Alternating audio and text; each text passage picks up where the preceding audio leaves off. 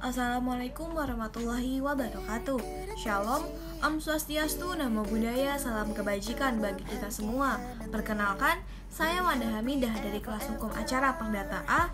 Di kesempatan kali ini saya akan menjelaskan mengenai alur persidangan pada persidangan perkara perdata. Sebelumnya, terdapat beberapa asas yang diterapkan dalam hukum acara perdata. Di antaranya, yang pertama, hakim bersifat menunggu. Secara sederhana, asas hukum acara yang artinya hakim bersifat menunggu menerangkan bahwa hakim menunggu diajukannya perkara atau gugatan.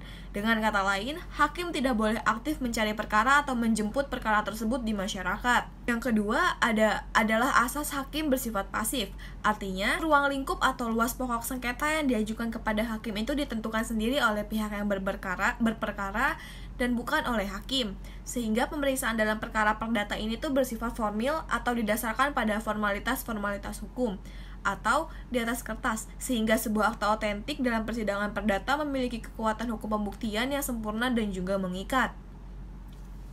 Adapun yang ketiga yaitu sifat terbukanya persidangan. Persidangan yang dilaksanakan harus terbuka untuk umum, sehingga setiap orang diperbolehkan untuk hadir dan mendengarkan pemeriksaan persidangan. Sidang terbuka untuk umum ini juga dilakukan untuk memberi perlindungan hak asasi manusia dalam peradilan dan juga menjamin objektivitas hakim dalam bersikap adil serta tidak memihak. Yang keempat, asas ini bisa disebut juga asas audi alteram partem, artinya mendengarkan kedua belah pihak. Dalam beracara, hakim harus memperlakukan para pihak dengan sama dan tidak memihak salah satu pihak saja. Hakim harus mendengarkan para pihak secara bersama-sama dan juga adil. Yang kelima, putusan harus disertai dengan alasan. Putusan hakim harus memuat alasan-alasan sebagai dasar untuk mengadili agar menjadi pertanggungjawaban bagi hakim kepada putusannya terhadap para pihak, masyarakat, pengadilan yang lebih tinggi dan juga ilmu hukum. Adapun yang keenam, beracara dikenakan biaya. Saat beracara perdata, perkara akan dikenakan biaya kepaniteraan, panggilan, pemberitahuan, dan juga material lainnya. Jika pihak yang berperkara meminta bantuan pengacara, pihak tersebut harus mengeluarkan biaya juga untuk jasa pengacara tersebut. Yang ketujuh, tidak ada keharusan mewakilkan. Di hukum sendiri tidak mewajibkan para pihak untuk mewakili perkaranya kepada orang lain. Dalam artian, setiap orang yang berkepentingan dapat melewati dan menjalani pemeriksaan di persidangan secara langsung. Baik, berikut ini saya tampilkan mengenai bagan singkat mengenai alur persidangan perdata agar lebih mudah dipahami sebelum akhirnya kita masuk ke penjelasan mengenai apa saja tahap-tahap dalam persidangan perkara perdata. Pada praktiknya, persidangan perdata dapat ditempuh jika sidang pertama perkara tersebut dihadiri oleh kedua belah pihak, yakni pihak penggugat dan juga pihak tergugat. Pada sidang pertama, apabila salah satu pihak yang tidak hadir padahal sudah dilakukan pemanggilan oleh pengadilan secara sah dan patut, bagi pihak penggugat atau kuasanya yang tidak hadir pada sidang pertama, padahal sudah dilakukan pemanggilan secara sah dan patut sebanyak 2 kali, maka gugatan tersebut dinyatakan gugur. Kemudian, bagi pihak tergugat, apabila tergugat atau kuasanya telah dipanggil oleh pengadilan secara sah dan patut selama 3 kali, tetapi tetap tidak hadir pada proses pemeriksaan, maka gugatan akan tetap dilanjutkan dan akan diputus dengan putusan verstek. Apabila gugatan beralasan menurut hukum atau memenuhi syarat formil gugatan, maka verstek gugatan tersebut akan dikabulkan. Namun, apabila gugatan tersebut memiliki cacat formil ataupun tidak beralasan menurut hukum, maka verstek gugatan akan ditolak. Selanjutnya, apabila pada sidang pertama sendiri dihadiri oleh kedua belah pihak, maka perkara tersebut dapat menempuh alur persidangan selanjutnya, yaitu perdamaian. Berdasarkan pasal 130 HIR atau pasal 154 RBG yang kemudian diperkuat kembali dengan peraturan Mahkamah Agung RI nomor 2 tahun 2003 tentang prosedur mediasi di pengadilan, dalam setiap perkara perdata, apabila kedua belah pihak hadir dalam persidangan, hakim wajib mendamaikan kedua belah pihak. Usaha mendamaikan kedua belah pihak yang berperkara ini tidak hanya terbatas pada sidang pertama, melainkan juga dapat dilakukan pada tahapan proses-proses selanjutnya. Jika usaha perdamaian berhasil, maka akan dibuat akta perdamaian yang harus dibacakan terlebih dahulu oleh hakim di hadapan para pihak sebelum akhirnya hakim menjatuhkan putusan yang akan menghukum kedua belah pihak untuk mentaati isi perdamaian tersebut. Akta perdamaian sendiri mempunyai kekuatan hukum yang sama dengan putusan hakim yang lainnya yang berkekuatan hukum tetap dan tidak dapat dilakukan upaya hukum banding, upaya hukum kasasi, dan peninjauan kembali. Dalam mengupayakan perdamaian, praktik pengadilan saat ini merujuk pada Perma nomor 2 tahun 2003 tentang prosedur mediasi di pengadilan, yang mewajibkan agar semua perkara yang diajukan ke pengadilan tingkat pertama wajib untuk diselesaikan terlebih dahulu melalui perdamaian dengan bantuan mediator. Proses mediasi tersebut dilakukan pada hari pertama sidang yang dihadiri oleh kedua belah pihak.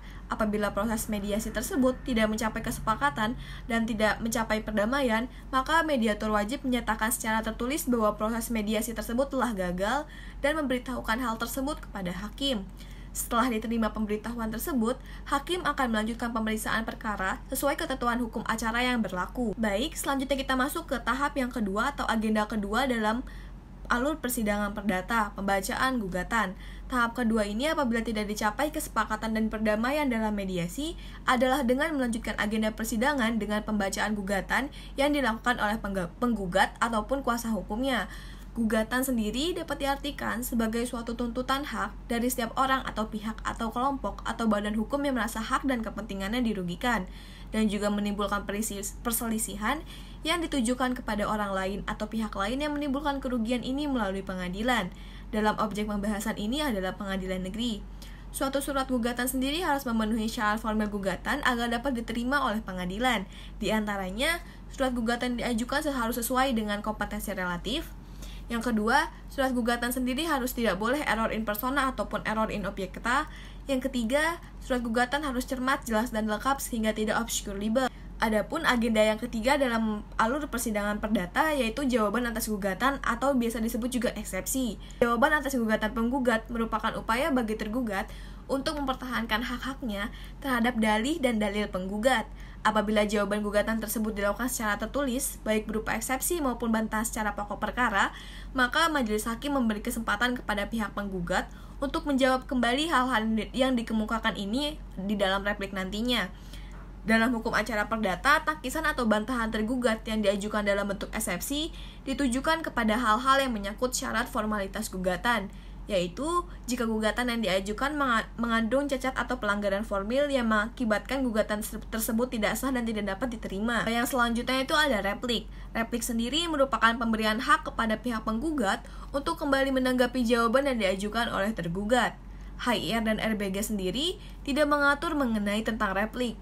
Namun berkaitan dengan replik ini, ketentuannya dapat dilihat dalam pasal 142 RV yang menegaskan para pihak dapat saling menyampaikan surat jawaban serta replik dan juga duplik. Replik dalam perkara perdata yang diajukan penggugat berkaitan dengan jawaban tergugat atas gugatannya, di mana jawaban tergugat selain berisikan eksepsi juga berisikan bantahan-bantahan pokok terhadap pokok perkara yang disengketakan. Replik penggugat adalah dalil-dalil yang menguatkan atau meneguhkan dalil-dalil gugatan yang dibantah oleh tergugat dalam jawabannya sebelumnya. Agenda selanjutnya adalah pembacaan duplik. Duplik merupakan jawaban tergugat terhadap replik yang diajukan oleh pihak penggugat. Sama dengan replik, duplik ini dapat diajukan secara tertulis maupun secara lisan. Duplik diajukan tergugat untuk mempertahankan jawaban gugatan atau eksepsi yang telah diajukan sebelumnya, yang secara umum berisi mengenai bantahan terhadap gugatan yang diajukan oleh penggugat. Tergugat dalam duplik dapat saja membenarkan dalil atau tuntutan yang diajukan oleh penggugat dalam replik, namun tidak pula menutup kemungkinan tergugat menyampaikan dalil-dalil baru yang dapat menguatkan bantahan atas replik tersebut. Dalam menyusun duplik sendiri, diharapkan dalil-dalil atau pernyataan yang diajukan oleh tergugat agar tidak bertentangan dengan dalil-dalil yang telah dibuat dalam jawaban gugatan atau eksepsi. Duplik ini biasanya memuat bantahan atau pembelaan atas dalil-dalil atau pernyataan yang diajukan oleh penggugat dalam replik, yang tentunya disertai dengan uraian bukti-bukti yang dapat menguatkan bantahan atau pembelaan tersebut. Baik, memasuki agenda selanjutnya yaitu pembacaan putusan sela. Berdasarkan pasal 185 HIR atau 196 RBG, putusan sela adalah putusan yang bukan merupakan putusan akhir walaupun harus diucapkan dalam persidangan. Tidak dibuat secara terpisah, melainkan hanya tertulis dalam berita acara persidangan saja, dan kedua belah pihak dapat meminta supaya kepadanya diberi salinan yang sah dari putusan itu dengan ongkos sendiri. Berdasarkan teori dan praktiknya, putusan sela dapat dibedakan ke dalam 4 golongan. Di antaranya, yang pertama itu putusan preparatoir. Tujuan putusan ini merupakan persiapan jalannya pemeriksaan. Misalnya, sebelum hakim memulai pemeriksaan, lebih dahulu menerbitkan putusan preparatoria tentang tahap-tahap proses atau jadwal persidangan. Umpamanya, pembatasan tahap jawab-menjawab atau replik-duplik dan tahap pembuktian. Dalam praktiknya, hal ini jarang terjadi. Proses pemeriksaan berjalan dan langsung sesuai dengan kebijakan, dengan memperhitungkan tenggang pemunduran persidangan oleh hakim, tanpa lebih dahulu ditentukan tahap-tahapnya dalam suatu putusan selah yang disebut dengan putusan preparatoir. Yang kedua, yaitu putusan interlokutoir. Putusan ini merupakan bentuk khusus dari putusan selah yang berisi bermacam-macam perintah sesuai dengan tujuan yang hendak dicapai hakim. Di antaranya, yang pertama, putusan interlokutoir yang memerintahkan pendengaran keterangan ahli. Berdasarkan pasal 154 HIR, apabila hakim secara ex officio maupun atas perintah salah satu pihak menganggap perlu mendengar pendapat ahli yang kompeten menjelaskan hal yang belum jelas tentang masalah yang disengketakan, hal itu dituangkan dalam putusan selah yang disebut putusan interlokutoir. Yang kedua adalah untuk memerintahkan pemeriksaan setempat. Berdasarkan pasal 153 HIR, jika hakim berpendapat atau atas permintaan salah satu pihak perlu dilakukan pemeriksaan setempat, maka pelaksanaan yang dituangkan dalam putusan interlokutoir yang berisi perintah kepada hakim komisaris dan panitera untuk melaksanakannya. Yang ketiga adalah untuk memerintahkan pengucapan atau pengangkatan sumpah, baik sumpah penentu atau tambahan.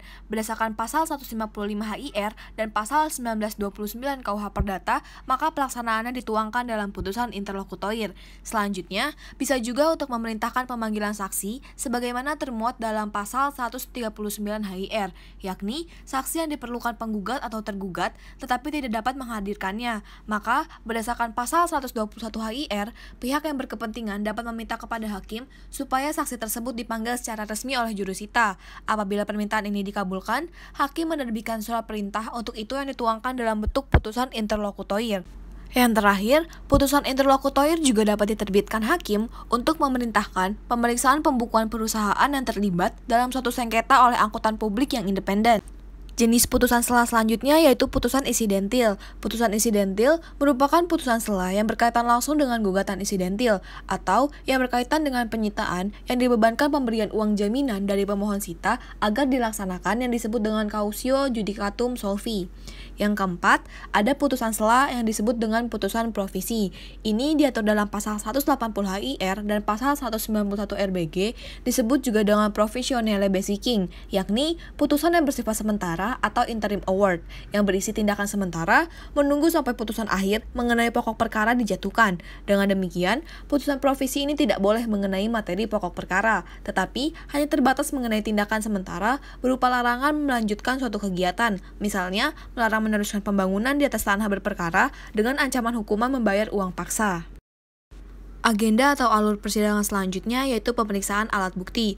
Pada tahap ini, penggugat maupun kuasa hukumnya akan dimintakan bukti untuk menguatkan dalil-dalil gugatannya, dan tergugat maupun kuasa hukumnya akan dimintakan juga bukti-bukti yang untuk menguatkan bantahan-bantahannya.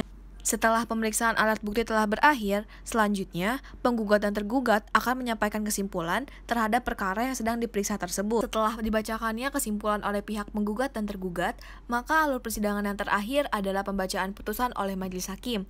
Adapun isi putusan tersebut dapat berupa gugatan dikabulkan, gugatan ditolak, ataupun gugatan tidak dapat diterima.